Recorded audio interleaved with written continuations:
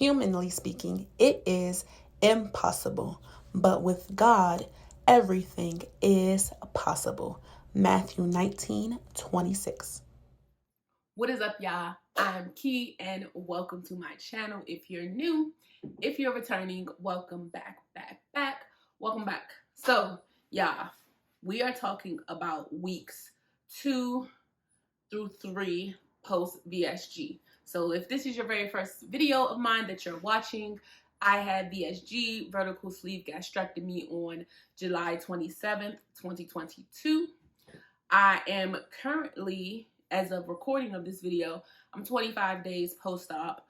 My plan was to do a weekly update every single week for y'all, but life just be life, and I'm not able to do that. So in this video, I'm just going to give you a recap of weeks 2 and 3.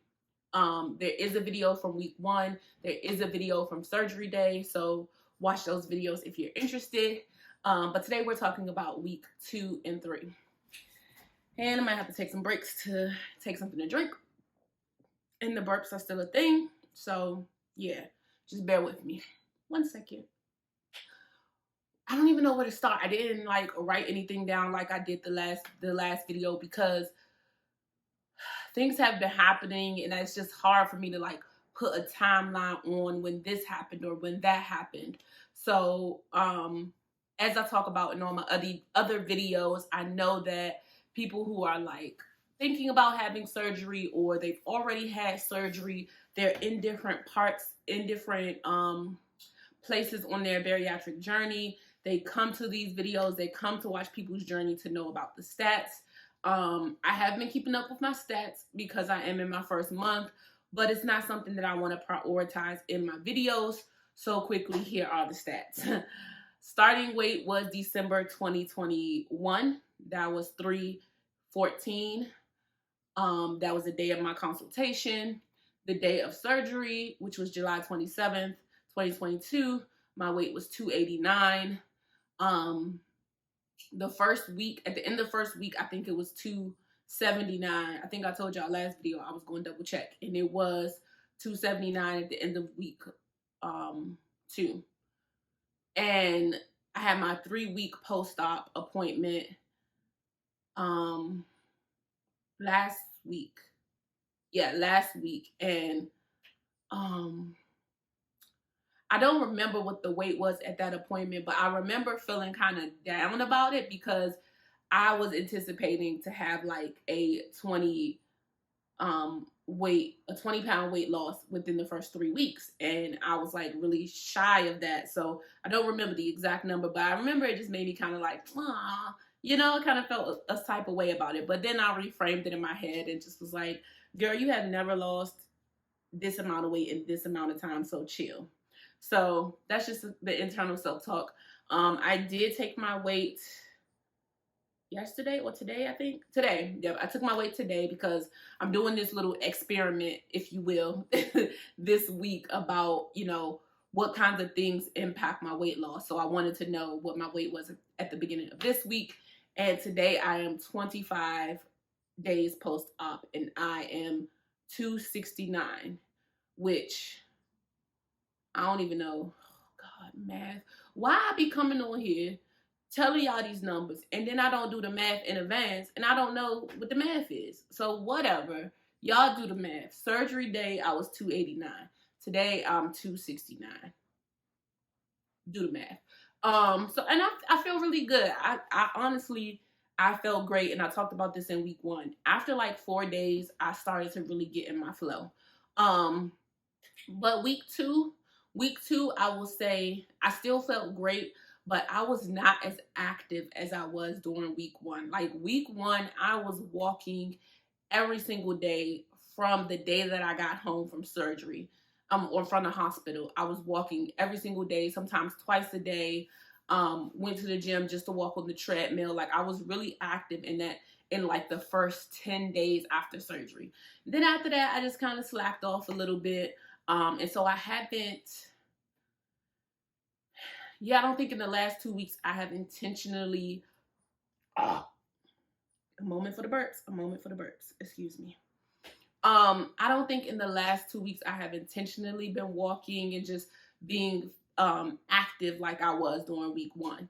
And I felt a little bit like, okay, well, maybe that is why I didn't see as much weight loss that I saw in the first week. And then also, I mean, I don't know. That is what I was rationalizing in my head. So this week, a little experiment that I'm trying to do is, see how my activity levels, see how my fluid intake, be intentional about tracking those things and see if there's a difference at the end of the week based on that. So that's the experiment I'm doing this week. I'll let you guys know how it works out. What else? So other than like not being as physically active, the most important thing, I am no longer on only liquids. We praise God. On At 21 days post-op, I was able to start soft foods phase. And my nutritionist, she had like this scale of how to start incorporating food. So it's supposed to be like 1 teaspoon 6 times a day, then 1 tablespoon, and then you work your way up to an ounce. I skipped all that. I did. Because during my pre-op liquid or post-op liquid diet, I had ate a little bit of eggs. So, I had already tested the waters out. So I wasn't doing that teaspoon, tablespoon. I wasn't doing that. So I started with just 1 ounce of food at a time. And it's not much that I can do in the soft foods phase. I notice a lot of people's videos, like everybody's program, and this is why I always say your program, your surgeon is going to be so different, because like a lot of things that I'll watch, like soft food phase videos to get ideas of things that I could eat, but their soft food is not the same as what my program approves for soft food. So I've really been eating the same thing, that is eggs scrambled with cheese. I know that Sophia the Sleeve likes that. She don't give me no problems. Eggs scrambled with cheese, they are that thing. I've also been trying out, since I started soft foods officially, I've been trying out the not vegan, I guess, vegetarian form of meats. So like the Morningstar, the Beyond Meats. I got these meatballs from Wegmans. I just tried that today. It was really good because I can't have actual meat during my soft food phase. And I know a lot of people can, but that isn't something that is on my nutritionist, program. So it's basically eggs, tofu, the non-meat products, so like Morningstar, Beyond Meat, whatever those artificial meat sources are, which they actually have a lot of protein in it, so maybe that's why. Greek yogurt, the same protein shakes, got to be drinking those also, got to be getting my liquids in. And yeah, that's pretty much, I don't plan on getting too fancy during this soft food phase. I'm just going to find one thing I like and stick to it. So right now what I'm liking is eggs scrambled with cheese. I like the meatballs from I don't know if it's considered vegetarian or vegan. I guess it'll be vegetarian because it's not meat, and it wouldn't be vegan. I don't know, child. It's just it ain't meat, okay? It's fake, but it tastes good. Those meatballs, which this is another topic for another video, but grocery shopping, I feel like is going to be a challenge for me because my mind is used to the portion sizes that I was eating before. So I bought like 2 bags of these meatballs, right? I could only eat 1 meatball at a time. Like 1 meatball is 1 ounce. So that's 1 meal. So now I have 2 bags, which is probably like, I don't know, 20, 25 meatballs. You know what I mean? So I'm going to really have to learn my portion sizes and like when I'm shopping, so I'm not wasting money. So we're going to be eating these meatballs for a while because they was expensive. I got them from Wegmans, which, another sidebar, DC finally has a Wegmans, and I am so excited about that because a lot of the VSG videos that I watch, the people that I watch, they shop at Wegmans. So I'm super excited that DC finally has a Wegmans, and I don't have to travel all the way out to Maryland to go to one. So yeah, that is it with food. We're in the soft food phase. It's still kind of tricky though. Like when I feel hungry, I'm like ignoring it a little bit because I'm so used to doing the liquids. It's just like I felt hungry when I was doing liquids, so I'm just like drink some more, drink some more. But then I'm like, oh, I can eat something. So realizing when I'm hungry, I can eat something.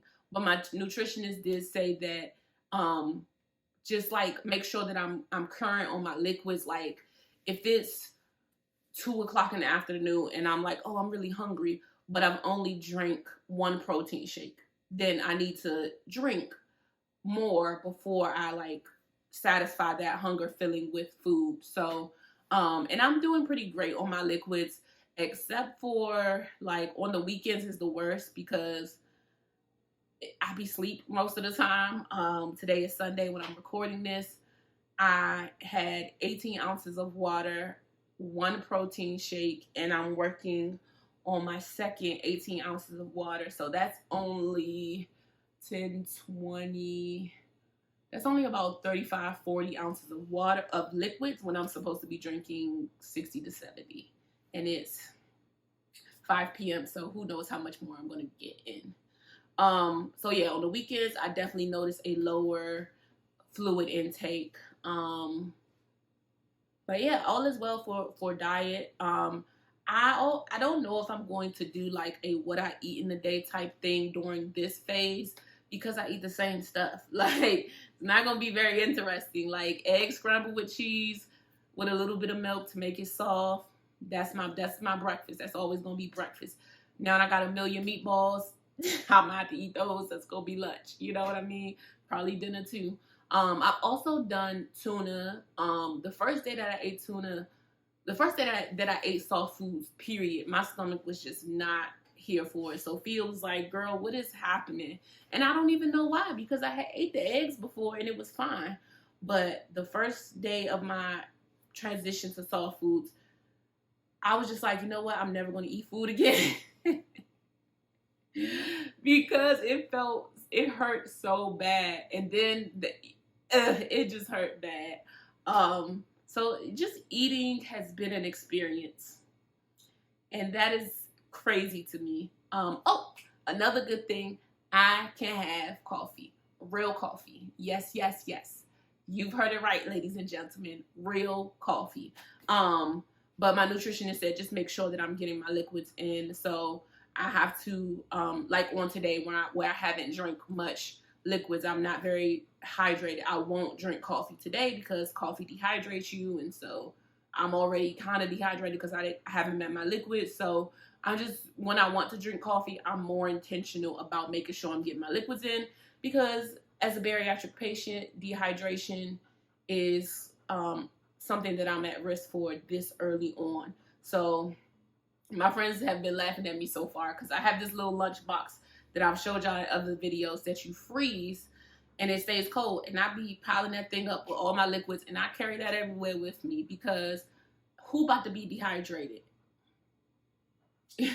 So that, I think those are all the major updates as far as the food reintegration goes, liquids, all things diet. I think that is the update.